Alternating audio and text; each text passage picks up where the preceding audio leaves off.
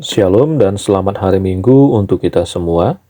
Sebelum kita mendengarkan firman Tuhan, kita berdoa.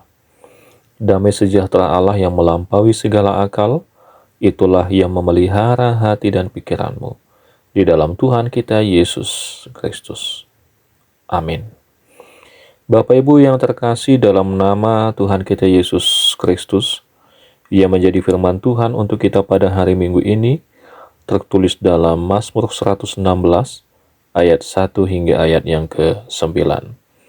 Mazmur 116 ayat 1 hingga ayat yang ke-9, beginilah firman Tuhan.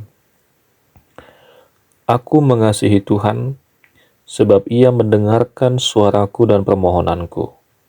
Sebab Ia menyendingkan telinganya kepadaku, maka seumur hidupku aku akan berseru kepadanya. Tali-tali maut telah meliliti aku, dan kegentaran terhadap dunia orang mati menimpa aku. Aku mengalami kesesakan dan kedukaan. Tetapi aku menyerukan nama Tuhan. Ya Tuhan, luputkanlah kiranya aku. Tuhan adalah pengasih dan adil. Allah kita penyayang. Tuhan memelihara orang-orang sederhana. Aku sudah lemah, tetapi diselamatkannya aku. Kembalilah tenang, hai jiwaku, sebab Tuhan telah berbuat baik kepadamu. Ya, Engkau telah meluputkan aku daripada maut, dan mataku daripada air mata, dan kakiku daripada tersandung. Aku boleh berjalan di hadapan Tuhan, di negeri orang-orang hidup. Demikian firman Tuhan.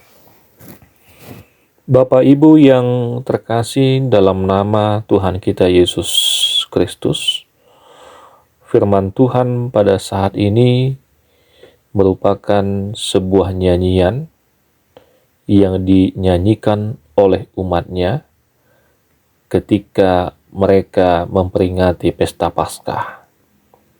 Pesta Paskah adalah peringatan atas kuasa Tuhan yang sudah membebaskan bangsa itu dari perbudakan Mesir.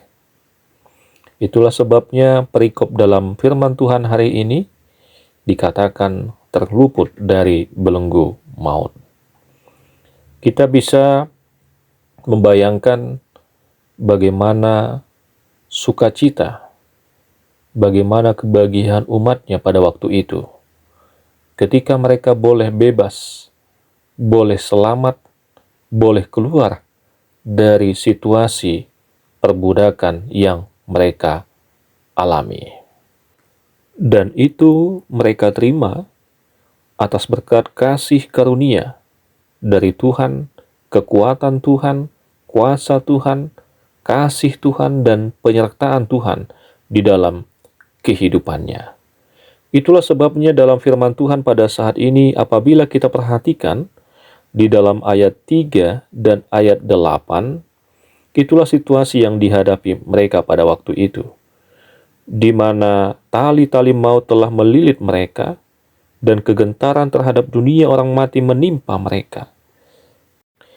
Karena pengalaman mereka, kematian itu sering sekali digambarkan dengan situasi ketika seseorang dirantai, ditali, dibelenggu, ataupun dipenjara.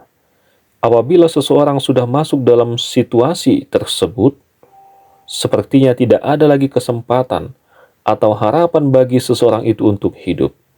Kematian adalah satu-satunya yang harus mereka hadapi ke depannya. Inilah gambaran yang dirasakan oleh umatnya pada waktu itu.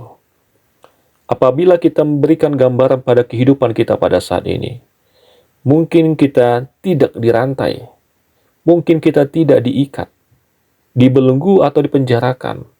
Tetapi coba bayangkan situasi keadaan yang mungkin kita alami pada saat ini, yang seakan-akan memberikan ancaman dalam kehidupan kita. Bisa saja ancaman itu mungkin saja berhubungan dengan situasi sakit penyakit, bisa saja dengan situasi dan kondisi ekonomi, hubungan keluarga yang tidak baik, kehidupan anak dan masa depan mereka, dan lain sebagainya. Tetapi kita melihat di ayat 4 dalam firman Tuhan, di situasi yang penuh dengan ancaman tersebut, apakah yang dilakukan oleh pemazmur? Apakah yang dilakukan oleh umatnya pada waktu itu? Yang mereka lakukan adalah menyerukan nama Tuhan dan berdoa, "Ya Tuhan, luputkanlah kiranya aku." Ini adalah suatu teladan yang harus kita contoh, yang harus kita tiru di dalam kehidupan kita. Kenapa? Karena sering sekali ketika kita menghadapi suatu ancaman, sesuatu hal yang mengganggu pikiran kita, mengganggu aktivitas kita, mengganggu perasaan kita, sering sekali kita mengandalkan diri kita sendiri. Sering sekali kita mengandalkan orang-orang yang ada di sekitar kita. Sering sekali kita mengandalkan orang-orang yang mungkin bisa membantu kita, yang memiliki jabatan, yang memiliki kekayaan, dan yang lain sebagainya. Tetapi kita harus sadar bahwasannya orang lain yang kita anggap bisa membantu dan menolong kita, mungkin mereka juga memiliki keterbatasan, mereka juga memiliki kelemahan. Itulah sebabnya pada saat ini melalui firman Tuhan kita diajarkan supaya jangan lagi Tuhan menjadi pilihan pertolongan yang terakhir, bukan yang pertama yang kita pilih di dalam kehidupan kita. Ingat, yang pertama adalah kita datang kepada Tuhan. Oleh karena itu, Bapak Ibu yang terkasih dalam nama Yesus Kristus, ketika kita datang kepada Tuhan, tentu kita akan memohon, kita akan meminta, kita akan mengharapkan belas kasihan Tuhan. Dan terkadang jawaban Tuhan untuk permintaan kita, permohonan kita, itu tidak secepat apa yang kita pikirkan. Mungkin ini sering sekali terjadi dalam kehidupan kita. Kalau boleh saya berikan gambaran, ketika ada dua orang yang mendapatkan suatu penyakit yang sama, mereka sama-sama berdoa. Yang satu mendapatkan kesembuhan dan yang lain mungkin belum mendapatkan kesembuhan. Kita tidak tahu. Pikiran kita, hati kita tentu menginginkan kiranya apa yang kita doakan Tuhan segera memberikan dan mengabulkannya. Dan sering terjadi kita juga mengatur Tuhan untuk memberikan solusi mana yang baik sesuai dengan pikiran kita. Seolah-olah kita lebih pintar, kita lebih bijaksana, kita lebih tahu daripada Tuhan di dalam mengatasi permasalahan dan kehidupan kita. Sebagai suatu contoh yang bisa saya berikan, ada seorang anak yang sedang bermain-main dengan mainannya. Ketika dia memainkan mainannya, tanpa sengaja mainannya menjadi rusak. Kemudian dia menangis dan menjumpai orang tuanya dengan harapan orang tuanya bisa memperbaiki mainannya dan dia bisa kembali bermain. Tetapi ketika mainan itu dipegang, diperiksa oleh orang tuanya, apa yang terjadi? Si anak mengatakan demikian, "Pak, coba lihat bagian sebelah kiri. Mungkin di situ kerusakannya." Kemudian orang tuanya memeriksa sesuai dengan yang dikatakan oleh anaknya. Ternyata belum juga bisa diperbaiki. Kemudian sang anak mengatakan demikian lagi, "Oh, bukan di situ, Pak. Mungkin di sebelah kanan. Coba Bapak lihat lagi." Kemudian sang bapak menuruti apa yang sang anak katakan. Ternyata mainannya pun belum bisa diperbaiki. Kemudian si anak kembali lagi mengatakan, "Coba bagian depan. bagian belakang. Kemudian orang tuanya memarahi anaknya dengan berkata, "Kalau engkau bisa memperbaiki mainanmu, ya sudah, silakan perbaiki." Dia menyerahkan mainannya.